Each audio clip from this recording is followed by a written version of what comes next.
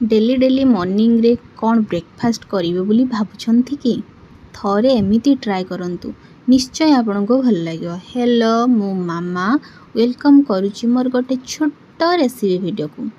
आज मु बनेबी मुग सोयाबीन चिल्ला जहा बहुत टेस्टी और हेल्दी मध्य। जदि आपण कम ऑयल रे हेल्दी खाइबा पई चाहुचंती तो थरे एमिति ट्राए करंतु निश्चय भल लागिबो।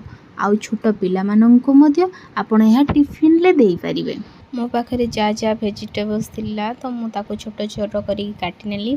तो मु एठी नै टमाटो गाजर कैप्सिकम प्याज किछि छतु आउ बीन्स सोयाबीन तो ताको छोट छोट काटी नै सारला परे मु ग्राइंडिंग जारे मुग धनिया पत्र आउ अदा को भल भाव में ग्राइंडिंग कर नेली।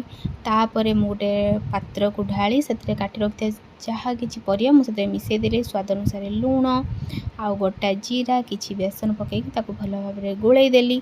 गोलई दे सारा पर पैन गरम पाई बसई देइतिली सेतिरे मु किछि ऑलिव ऑयल पकईकी तापर तेल गरम हो सारा पर मु छोट छोट चिल्ला पकईली। तो चिल्ला छोट छोट पकई सारा पर गोटे साइड हो सारा पर आउ गोटे साइड हवाई मु उलटई देली। हो सारा पर मु ता गोटे प्लेट को बाहर कली। तापर मु ताको सॉस देकी खाइबी आपण मध्य खाइबे आपन को जोंडा पसंद आसी। तापर बाहर कर सारा पर रेडी हो गला मोर सोयाबीन मुग चिल्ला। आपण बनेकी खांतु मते कहबे रहिली।